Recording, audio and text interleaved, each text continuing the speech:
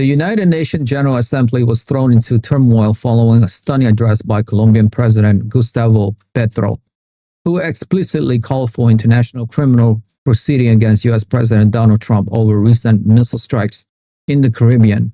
Petro alleged that the U.S. military operation, billed as an anti-narcotic mission, resulted in the death of impoverished Colombian migrants rather than the drug traffickers targeted by Washington. In a wide-ranging and sharply critical speech, Petro accused the United States of hypocrisy, claiming it shielded real drug traffickers operating with impunity in Miami and New York while using military force against vulnerable people at sea. He drew direct parallels between these strikes and U.S. policies in Gaza and what he described as a history of climate inaction, framing them as examples of a disregard for human life. The remarks triggered an immediate and visible protest from the U.S. delegation, which staged a walkout from the Assembly Hall in a powerful display of diplomatic condemnation. The unprecedented accusation from the leader of a major Latin American nation marks a severe escalation in regional tension and a profound challenge to U.S. authority on the international stage. The situation with Venezuela deteriorated further in the wake of the speech. The White House officially dismissed a peace letter sent by Venezuelan President Nicolás Maduro, labeling it as containing outright lies and reaffirming the long-standing U.S. position that his government is illegitimate. President Trump defended the Caribbean missile strikes vehemently, characterizing Maduro's network as enemies of all humanity and issuing a stark warning to drug traffickers that it would blow them out of existence. The military presence in the region was significantly bolstered with the deployment of 8 U.S. warships and a submarine to the southern Caribbean, creating a formidable naval task force. This operation has already seen the destruction of at least 3 vessels and reports of over a dozen fatalities.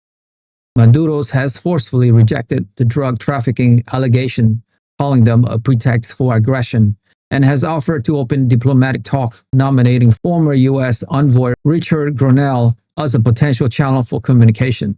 Internally, the situation remained volatile, with thousands of Venezuelans joining militias in a show of support for Maduro against the threat of foreign intervention, while some factions within the opposition have cautiously welcomed the U.S. actions as a means to pressure the regime.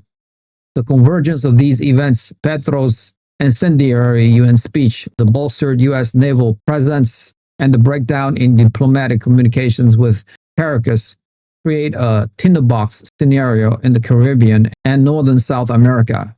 The U.S. administration's firm rejection of Maduro's overtures indicate a commitment to a pressure-based strategy rather than a diplomatic one, at least for the moment. The mobilization of pro-government militia inside Venezuela suggests the Maduro regime is preparing its population for the possibility of a broader conflict, framing the U.S. action as an imminent threat to national sovereignty. The volatile mix of military posturing, war rhetoric, and failed diplomacy increase the risk of an accidental clash that could spiral into a larger confrontation. The international community is watching with growing alarm as regional stability hangs in the balance and the principles of international law are fiercely debated on the floor of the United Nations. The long-term implications of this crisis are significant.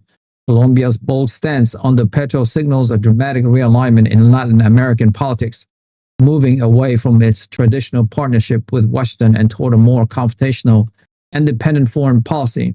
This shift could inspire other nations in the region to more openly challenge U.S. policy. For the Trump administration, the crisis represents a major foreign policy test, balancing a desire to project strength against the narcotic trade with the risk of a military entanglement and further diplomatic isolation. The walkout at the UN, while a powerful symbolic gesture, does little to address the substantive accusations raised, which are likely to fuel anti-American sentiment and complicate future cooperation across the hemisphere. The coming days will be critical in determining whether the escalating tensions can be channeled back toward dialogue or if the region is entering a new and dangerous phase of military and diplomatic conflict. If you have made it this far, congratulations, you have unlocked the truth. I want to ask you a question.